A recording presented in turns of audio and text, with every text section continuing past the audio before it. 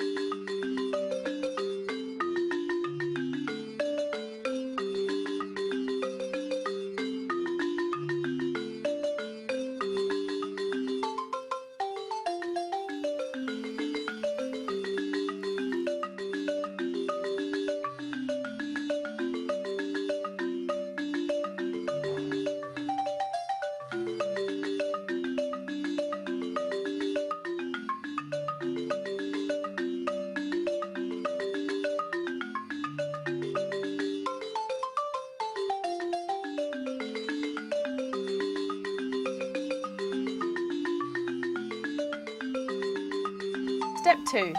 Cutting moringa leaves from the tree. Cutting the moringa branches should be done early in the morning. The midday sun could ruin some vitamins and benefits of the leaves, so please remember not to cut them when the sun is strong. So the morning time is the best time to cut them. Always cut the freshest and the greenest looking leaves. This means cut the end of the branches, not the yellow and dried ones.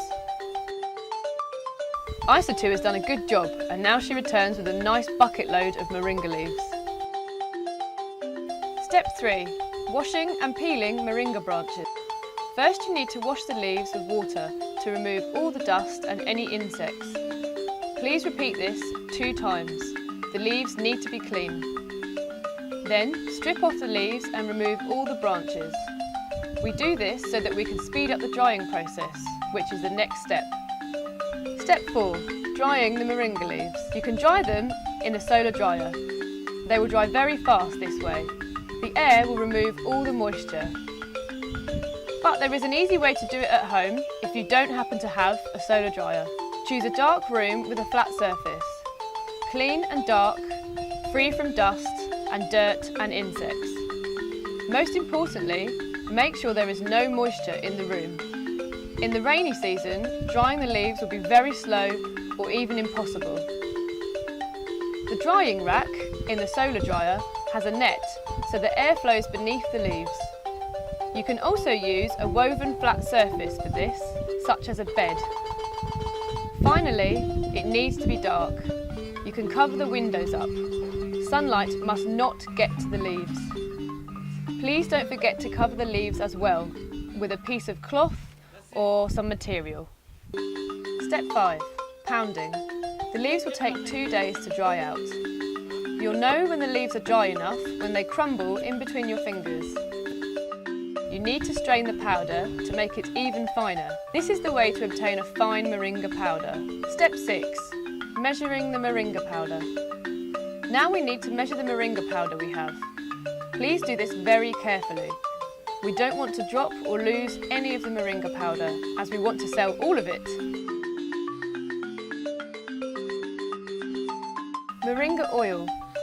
The first thing you need to do is to start removing the outer shell of the seed by pounding them carefully. From there, you winnow it. You only need to keep the healthy looking seeds.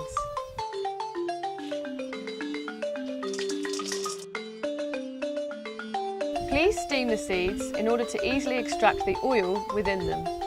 In order to do this, you'll need a small oil press. You will also need a candle to heat up the machine and the seeds so that the oil starts to flow. You need strong arms in this process, so put a lot of effort in. You will have big muscles once you have finished this step. The excess that comes out of this process is called the moringa cake, which you can see squeezing out on the left of the machine. Moringa cake can actually be eaten, and it can also be used in some beauty products. The oil, which is what we want, drips out into the jar we have placed under the press.